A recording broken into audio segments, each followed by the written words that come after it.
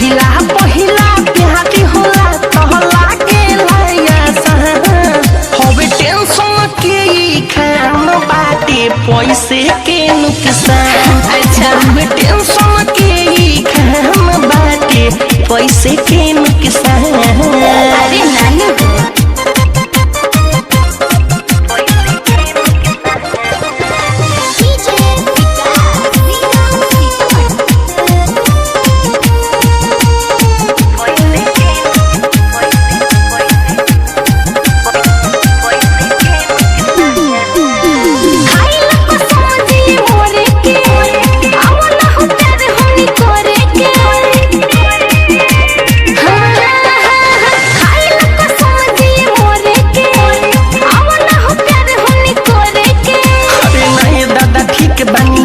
प्यार वाला हो गई फिर हमारे मेहरे हम देहिया के तू ही मेहमान मेहमान।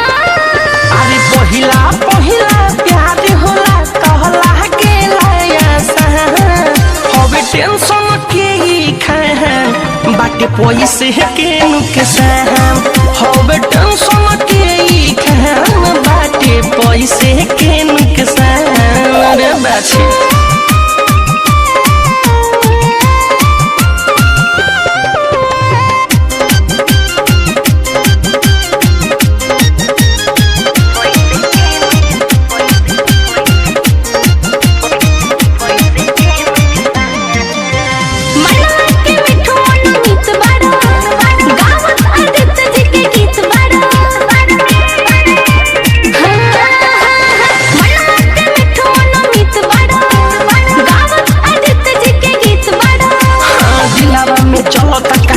लव वाला जाल में ना के फंसावो मन मोही में बसला परान अरे पहिला पहिला प्यार होला कहला के लाया होवे टेंशन के खाम बाटे पैसे के नुकसान। बड़ुए टेंशन के खाम बाटे पैसे के नुकसान।